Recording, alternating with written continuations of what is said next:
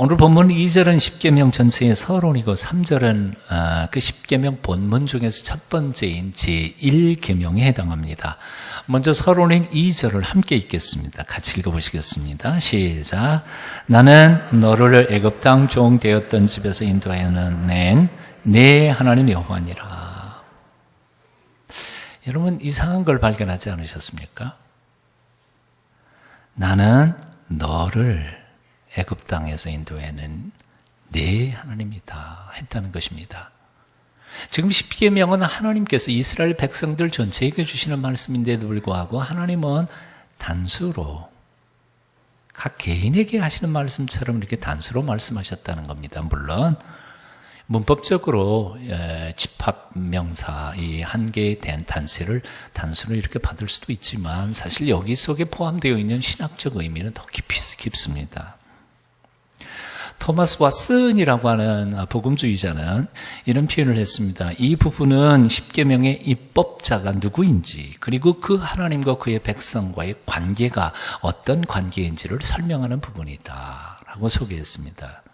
여기 관계라는 말이 중요합니다. 하나님은 우리를 만나실 때 다수 중에 하나로 만나시는 게 아니라 마치 세상에는 아무도 없고 나 혼자 있는 것처럼 1대1로 나를 만나 주신다는 사실이 바로 여기 있습니다. 비유를 들어볼까요? 어느 집에 10남매가 있다고 생각해 보십시다. 그러면 부모가 어떤 자식을 대할 때 10분의 1로 만납니까? 아닙니다. 각각의 아이를 만날 때 나머지 9명은 없는 것처럼 그 아이를 만나죠.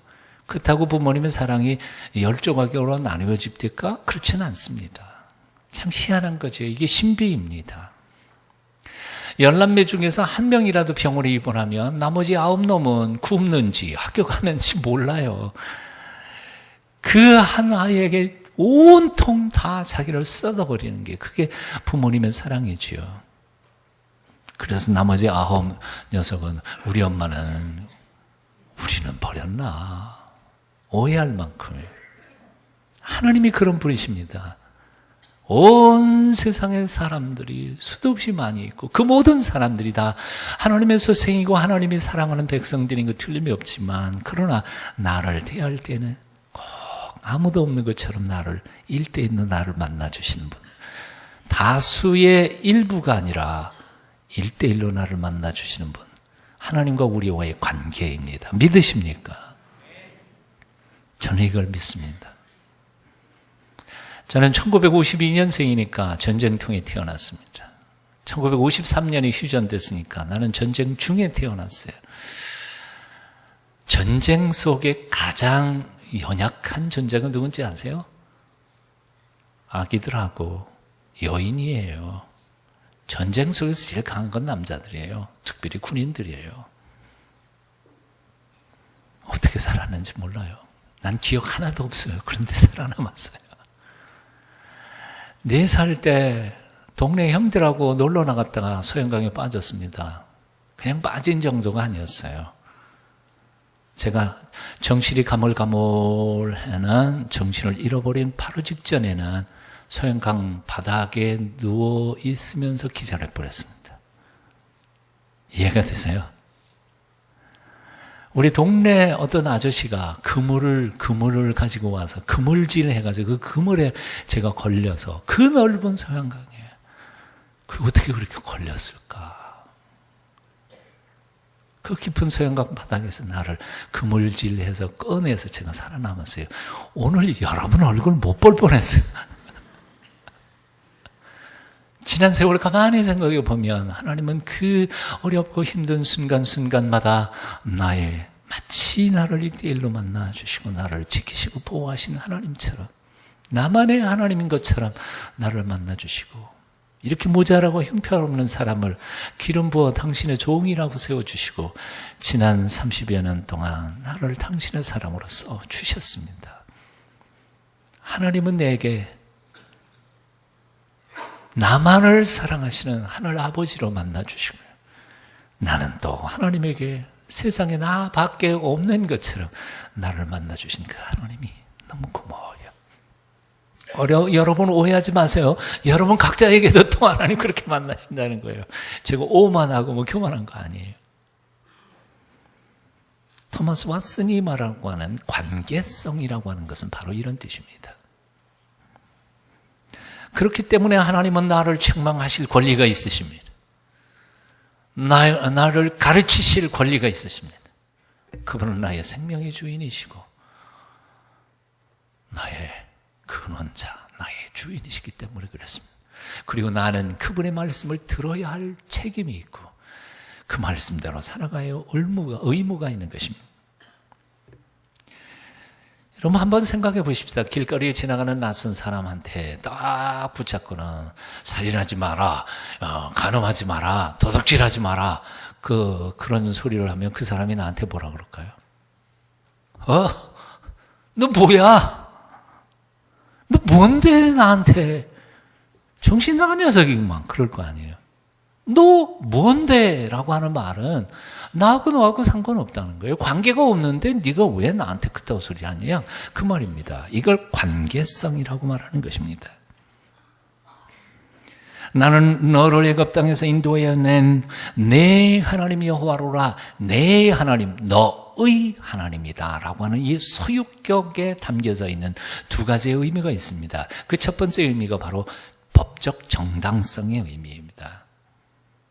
내가 너를 사랑했고 너를 선택했고 너를 구원해냈고 내 생명의 은인이 바로 나니까 내가 너에게 그렇게 말할 수 있는 작은 권리라도 있단다. 너 그거 인정해야 한단다.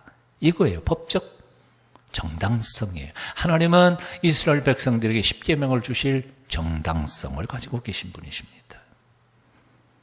하나님이 아무런 관계가 없는 백성에게 생뚱맞게 나타나가지고 십계명 주신 게 아니다 그 말입니다. 하나님은 그들을 사랑하셨고 선택했고 수백 년 동안 노예 생활하던 애굽의 종살이에서 그들을 구원해내신 아주 특별한 관계가 있었던 바로 서로가 하나님과 이스라엘 백성 사이는.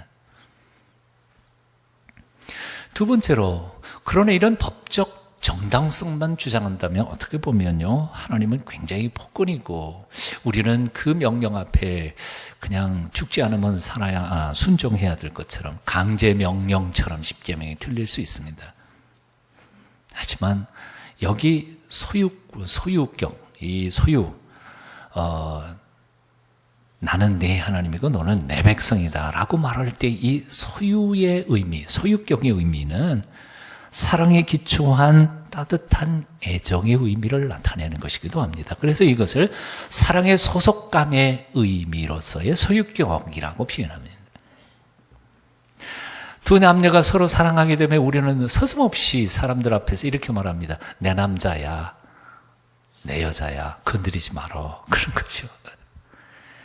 솔직히 말해서 인간이 물건이 아닌데 무슨 어떻게 소유가 되겠어요? 소유는 있을 수 없어요. 하나의 독립된 개체인데. 그러나 우리는 사랑하는 사람이 생기면 기꺼이 그에게 나는 소속되기를 원하고 소유가 되기를 원하고 또한 나도 그 사람을 소유하기를 원하는 거예요. 이게 사랑의 관계이죠. 이게 바로 하나님과 당신의 백성과의 관계이기도 한 겁니다. 그러므로 하나님께서 십계명을 우리에게 주실 때에는 폭군으로서 계엄령 선포해가지고 너희들 순종하지 않으면 너희 다 죽어 그런 뜻에서 우리에게 십계명을 주신 것은 아니었습니다. 오히려 하나님 우리를 너무너무 사랑하기 때문에 우리가 행복하게 살아가고 성공적인 인생을 살아가도록 하기 위한 비밀, 하나님의 비밀, secret, 그 신비한 비밀을 하나님으로서 온 세상의 지혜를 모으고 모아서 그 중에 우리가 기억할 수 있는 가장 최대의 숫자로 11개 그럼 잘 기억 안 나잖아요. 최대의 숫자로 10개를 요약해가지고 우리에게 이대로 살면 너 행복하게 산단다. 그래서 행복 매뉴얼로 우리에게 주신 선물이라고 말입니다. 믿으세요? 이거 믿으셔야 돼요. 쉽게 하면 아이씨 하라 하지 마라 귀찮네 그렇게 생각하지 마시고요. 하나님이 우리에게 십계명을 주신 것은 나의 자유를 억압하기 위해서가 아니라 진정한 참된 자유를 누리며 살도록 하기 위해서였습니다. 하나님이 우리에게 십계명을 주신 것은 내 인생의 기쁨과 모든 쾌락과 재미를 빼앗아가기 위함이 아니라 인생의 진정한 참된 기쁨과 삶의 행복을 발견하면서 그렇게 살아가도록 하기 위하여 우리에게 주신 선물이 바로 십계명입니다. 십계명이 하나님께서 우리를 너무너무 사랑해서 사랑의 매뉴얼로 주신 것 믿으십니까? 믿으셔야 합니다. 믿으셔야 돼요. 자, 저하고 약속했으면 좋겠습니다. 이제 서론 끝났으니까요. 이제 다음 순간부터 이제 10계명, 1계명부터 얘기할 건데요. 약속하셔야 되겠습니다. 앞으로 10계명 끝나기 전에, 10계명 강의 끝나기 전에 10계명을 모두 다 암송하시고 외우시기로 약속하시겠습니까? 아휴, 소리가 매가요. 아마 절반은 대답 안 한 것 같아요. 자, 10계명을 암송하시기로 약속하십니까? 한 3명은 하는 것 같아요. 다시 한 번 더. 약속하십니까? 네, 사실은요, 제가 세례 받을 때에는, 그때는 굉장히 엄격했던 것 같아요. 주기도문, 사도신경, 10계명 외워야 세례를 주셨어요. 저야 젊은 사람이니까 괜찮지만, 우리 어머님은 늙어서 교회 나오셨고, 그때는 한글을 모르시던 시절이었으니까. 교회 나오셔서 찬송과 성경 읽기 위하여 한글을 배우신 분이 우리 어머님이셨으니까. 세례를 받으셔야 되겠고 모르긴 하고 어떡합니까? 그래서 그 어머님이 저보다 더 열심히셨어요. 나를 붙잡고 읽어라. 예, 한 줄 읽으면 따라 하시고 한 줄 읽으면 또 외우시고 그래서 다 외우셨어요.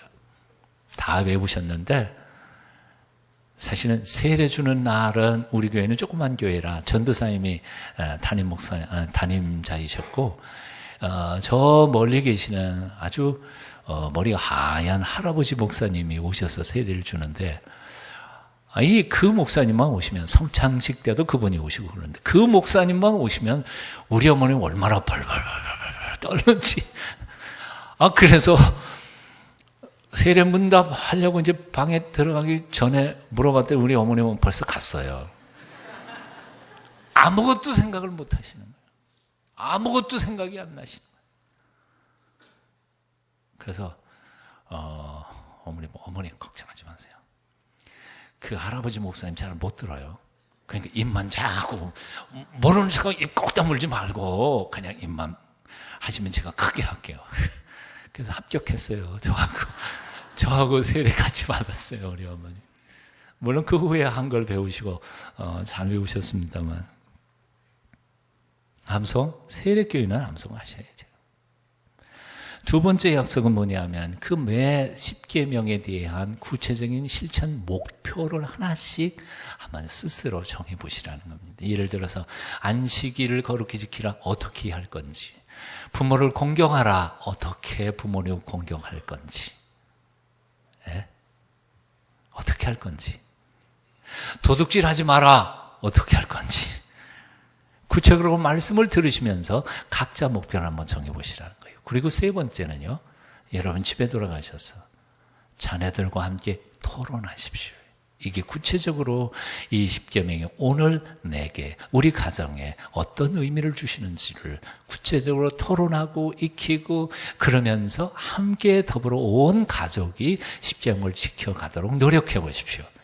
틀림없이 하나님의 축복이 함께 하실 줄로 믿습니다.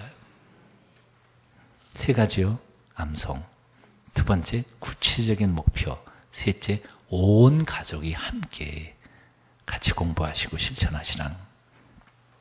자, 이제 구체적으로 10계명 중에 첫 번째 계명을 함께 읽어보려고 합니다. 3절 우리 함께 같이 읽겠습니다. 시작.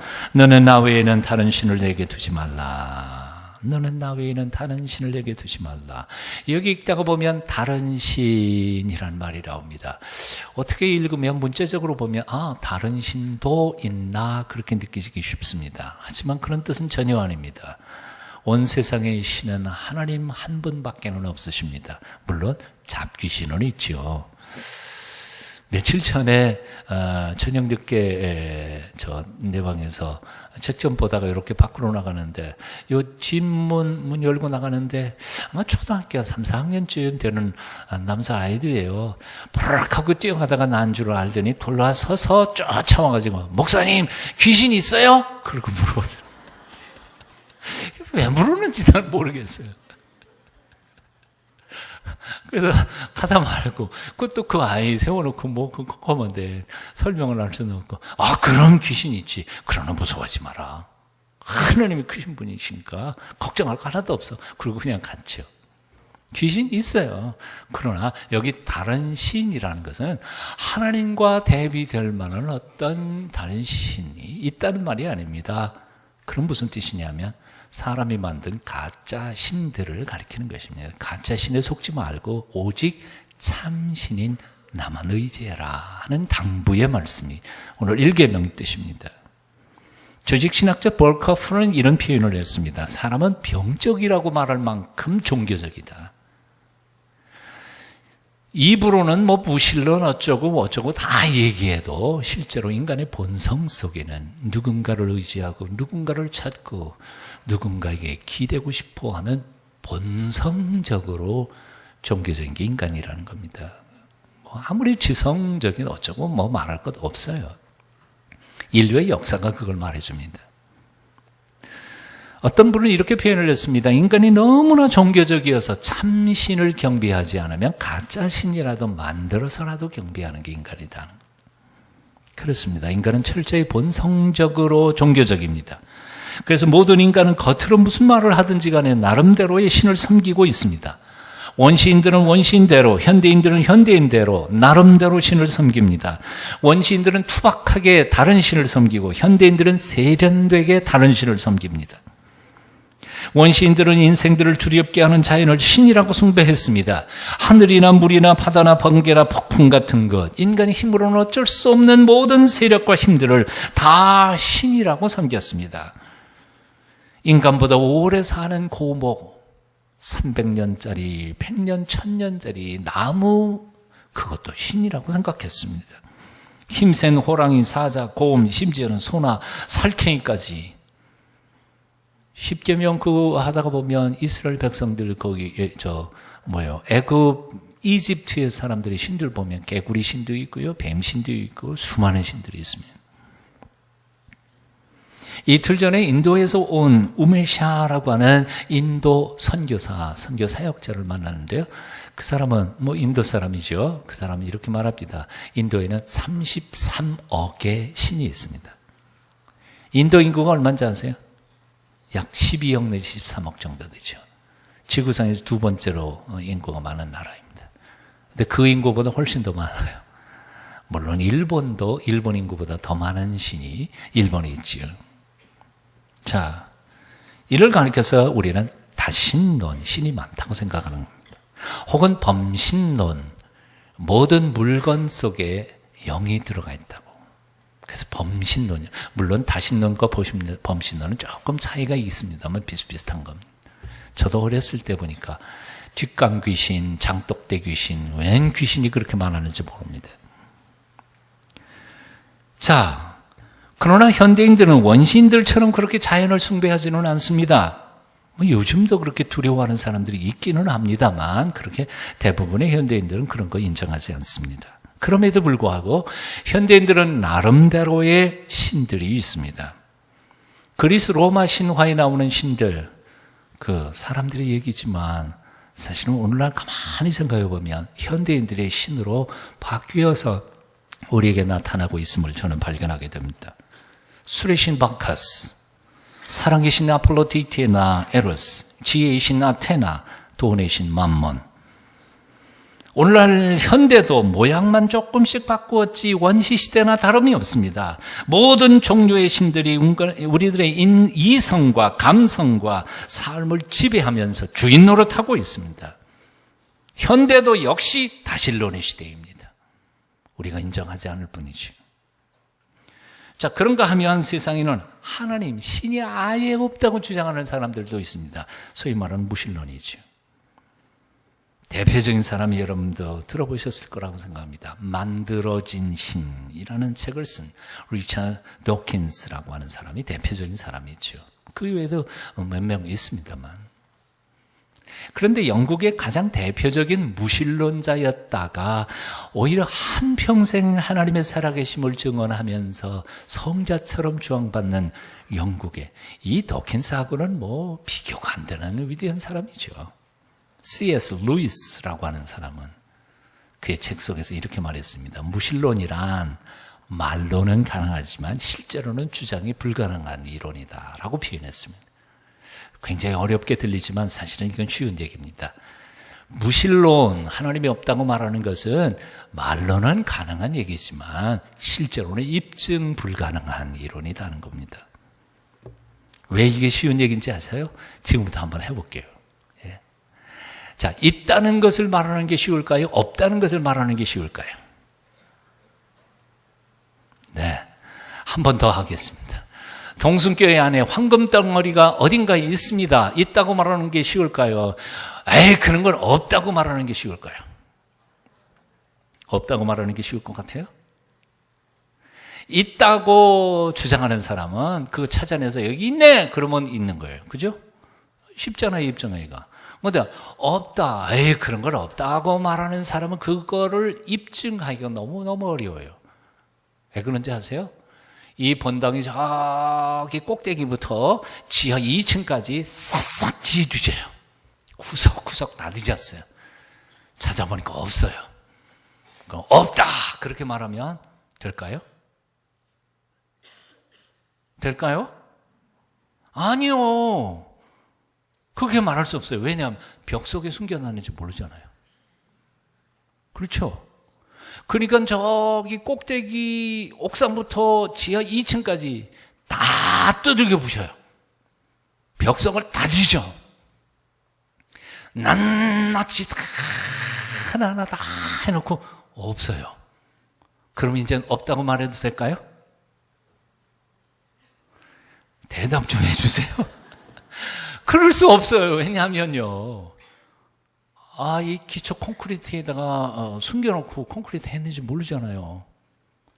자, 그러면 밑에 있는 콘크리트를 다 깨요. 그 많은 콘크리트를 다 깨고 부스러기를 만들어서 찾아냈는데 없어요. 자, 이제는 없다고 말할 수 있을까요? 없어요. 5m 밑에다가 지하에도 묻어놨는지 모르잖아요. 5m 밑까지 다 팠어요. 흙을 다 걸렀어요. 없어요. 이제는 없다고 할 수 있을까요? 없어요. 10m에다가 묻어놨을 줄 모르잖아요. 하나님이 없다고 자신 있게 말하는 사람들은 참 어리석은 사람들이에요. 제가 못 봤다고 하나님 없다고 말해요. 이론적으로 자기의 어떤 인간의 이론을 따져서 없다, 없네. 아니, 인간의 다른 이론 속에 하나님의 존재의 가능성은 얼마든지 있을 수 있잖아요. 소련의 우주인이 우주선을 타고 올라가갖고 지구 궤도를 돌면서 보니까 안 보이더라. 온 우주가 하나님이 만드신 건데 우주 저 귀퉁이에서 숨어 계시면 지가 찾아낼 방법이 있나요? 어딜 감이 없다고 그렇게 자신 있게 말할 수 있어요. 그러니까 한마디로 말하면 없다고 말하는 사람은 그것도 신화예요. 자기도 믿는 거예요. 뭘 믿냐면 자기 머리를 믿는 거예요. 머리가 하나님이에요. 자기 이성의 한계를 인정하지 않는 굉장히 교만한 자기 머리와 인간의 이론을 다른 신으로 섬겨가고 있는 또 다른 우상이에요. 사실은 제가 이 설교 준비하기 위해서 도킨스의 테드에 올라왔더라고요. 15분짜리 강의가 있더라고요. 아마 미국에서 강의했나 봐요. 제가 그 강의 다 들었습니다. 도킨스의 강의를 들으면서 이 사람도 생물학자로서 다윈에 대한 이론으로 얘기하는 게 아니고 사실은 하나님 없다는 것에 대하여 자기 주장만 이론적 근거가 아니라 신앙을 무신론의 신앙을 전파하고 있는 전도사일 수밖에 없다는 생각이 들었습니다. 자, 그러나 무신론은 지금 입증하기 힘들어요. 하지만 하나님이 있다는 것은 너무 쉬워요. 너무 쉬워요. 역사를 보세요. 하나님이 존재하신 증거들을 얼마나 많이 발견해요. 아니, 이 세상에 이 나사렛 청년, 33살의 청년이 어떻게 300년이 못 돼서 로마 제국을 뒤엎어놓고 기독교 국가로 만들어낼 수 있겠어요? 이게 역사 속에 또 다른 2개나 3개 정도 일어난 일이, 비교할 수 있는 일이 있다면 항복하죠. 없어요. 2000년 동안 얼마나 양심적인 지성인들이 그분을 만났다고 말했으며, 또한 자신들의 학문과 지혜를 다 동원해서 그분의 존재를 증명하고 드러냈습니까? 그러니까 무신론자들은 한마디로 말해서 지난 2000년 동안에 가장 양심적이고 지성적이고 머리 좋았던 학자들을 다 고발해서, 첫째, 미친놈이거나 아니면 거짓말장이로 고발해야만 할 거예요. 수많은 깡패들, 주인들, 그 하나님 만나고 180도로 변화되는 것은 저는 지난 30년 목회하면서 수도 없이 많이 봤습니다. 요즘도 만나고 있습니다. 분명한 것은 인간은 참 신이 아니면서, 아니면 거짓 신이라도 만들어서 자기 이성, 자기 이기심, 자기 자신이 신이 되어 가면서라도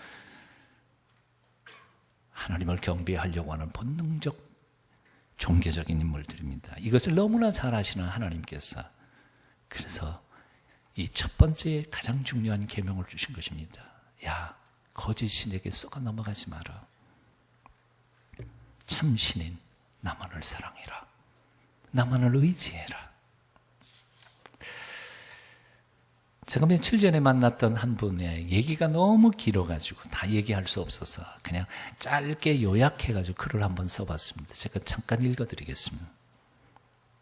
인테리어 디자이너로 룸살롱이나 가라오케, 나이트클럽을 공사하면서 돈도 꽤 벌고 자신이 공사한 술집들을 전전하면서 꽤나 신나게 잘 놀던 사람이 있었습니다. 돈 많이 벌어 아내에게 주고는 자기는 밖으로 내돌았는데 집에 있는 부인은 우울증에 걸려서 자기 마음을 어떻게 달래볼 수가 없었습니다. 그러다가 여호와의 증인들을 만나서 성경 공부를 합니다. 3년 동안 하다가 거기 빠져버립니다. 아내의 간청에 못 이겨서 자기도 성경 공부를 시작했습니다. 워낙 몰두하기를 좋아하는 사람이라 때로는 밤을 새우며 때로는 며칠 식구들과 함께 숙식을 같이 하면서 성경을 배웠습니다. 그러던 1년여 지난 어느 날 그는 자신이 공부하던 성경책을 박박 찢어서 자신을 가르치던 여호와의 증인 목사 부부를 향하여 집어던지면서 이렇게 선포했습니다. 당신들이 말하는 그런 하나님이라면 난 그런 하나님 안 믿어. 다시는 날 찾아오지 마라.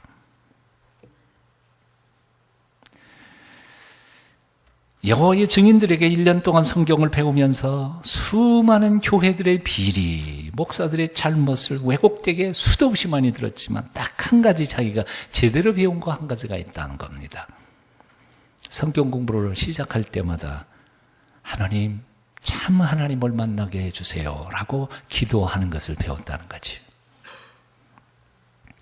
성경을 찢어 던지고 나오던 그날 밤 그는 캄캄한 하늘을 올려다보며 눈물을 흘리며 이렇게 기도했다고 합니다.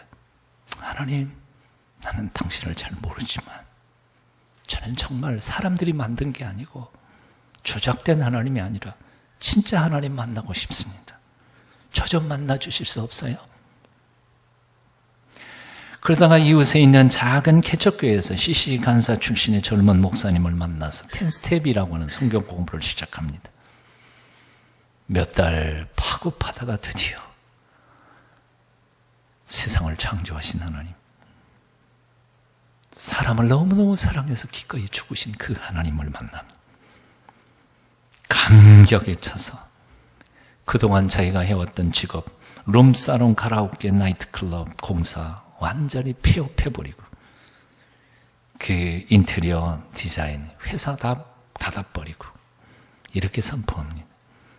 이제 내 본업은 예수님을 전하는 것, 내가 먹고 살기 위해서 일하는 그것은 아르바이트. 그리고 안 해본 것이 없다고 합니다. 처음 모 대학의 정문 앞에서 호떡 장사로부터 시작해서 참 미친 사람 같아요.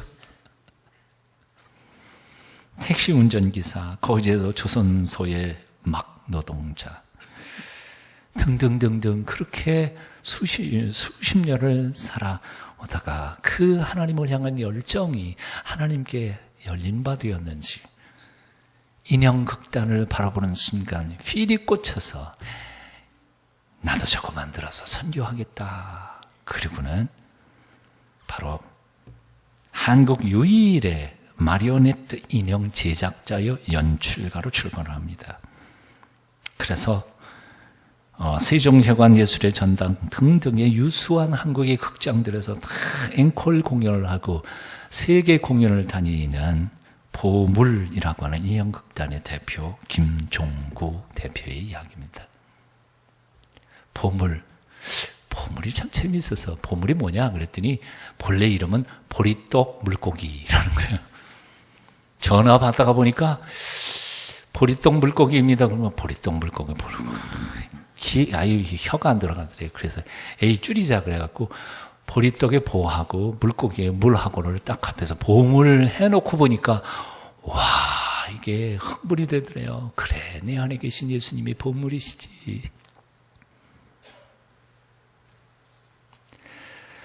이분의 마지막 간증이 저의 가슴을 얼마나 울렸는지 모릅니다. 참된 하나님, 그 하나님을 만난 기쁨과 감격으로 지칠 줄 모르고 뛰고 달리던 어느 날 겨울에 군고구마 장사하러 나갔다가 언양에서 그만 가스가 폭발돼가지고 온 얼굴이 다 화상을 입었습니다. 눈을 부릅뜨고 고구마를 부릅붙이려고 붙였다가 했길래 눈 안에 까물 사이도 없이 눈 안에는 동자가 꺼풀까지 다 태워버렸던 겁니다. 그리고 기절해버렸습니다. 옆에 있던 사람들이 들쳐업고 가까운 병원 응급실을 갔습니다. 응급실에서 정신이 차려졌습니다. 눈을 봐도 안 보이는 거고 그런데 얼마나 아프고 쓰리고 고통스러운지. 그런데 그 순간에 자기 마음속에 생각난 게 있었습니다. 나는 이렇게 잠깐 고통스럽지만 예수 안 믿는 사람들은 지옥에서 영원토록 이런 고통을 받을 텐데 그래서 보이지도 않는 옆에 있는 환자들, 의사들을 향해서 소리치기 시작했다고 합니다. 여러분, 나는 지금 잠깐 고통을 받지만 여러분 예수 안 믿으면 영원토록 지옥에서 이렇게 화상의 고통을 받을 겁니다. 예수 믿으세요. 다 미친 줄 알았다. 사고 소식을 늦게 듣고 달려온 아내가 응급실에서 버럭버럭 소리를 지르면서 소리치고 있는 남편을 바라본 순간 드디어 우리 남편 갔구나. 남편을 끌어안고 여보 정신 차려요. 여보 정신 차려. 그때 김 대표가 이렇게 말했다고 합니다. 그래 여보 당신 마음 알아. 이걸로 복음을 전하고 있으니까 내가 미친 것 같지. 정신 나간처럼 보이지. 이상할 거 없어. 정신 나간처럼 보일 거야. 하지만 내가 지금 하고 있는 말은 진심이야. 내 얼굴 털럭 머리 털럭 다 몽땅 타버리고 눈도 타버린 지금 이 고통은 정말 나 말할 수 없이 아파. 힘들어 쓰라려 괴로워. 하지만 이런 고통을 영원토록 받아야 할 저 불쌍한 영혼들을 생각하니까 난 도저히 지금 참을 수가 없어 소리지고 있는 거야. 오해하지 마라. 나 미치지 않았어. 하나님의 놀라우신 그 김 대표의 순수한 사랑 때문에 그거 깨끗이 났어요. 제가 만나보니까 저보다 한 살 윗디다. 근데 이 얼굴 피부 중에 화상의 흔적은 하나도 없어요. 저보다 깨끗해요.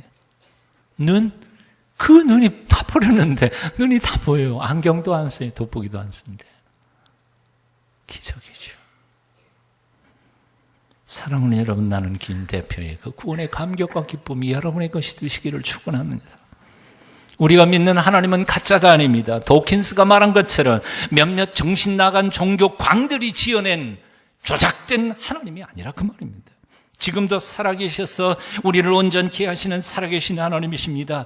탕자를 성자로 바꾸시고 실패자를 일으켜 절망하는 이들을 지우게 하시며 포기하고 낙심한 사람들을 다시 회복시켜서 온 세상을 따뜻하게 만들어 가시는, 복되게 만들어 가시는 살아계신 하나님이십니다. 그 하나님이 우리에게 피맺힌 말로 말씀하십니다. 얘야, 가짜 신들에게 속아서 네 인생 낭비하지 말고 널 죽도록 사랑하는 나만 의지하거라. 제1계명의 메시지입니다. 기도하겠습니다. 나를 사랑하셔서 구원을 베풀어 주시는 하나님 아버지를 찬송합니다. 오직 참되신 하나님만 섬기며 거짓된 신들에게 속지 않고 한 번밖에 못 사는 이 삶, 참으로 하나님이 주신 행복 매뉴얼 10계명을 지켜 행함으로 복되게 살아가는 저희가 되게 해 주시옵소서. 예수님 이름으로 기도합니다.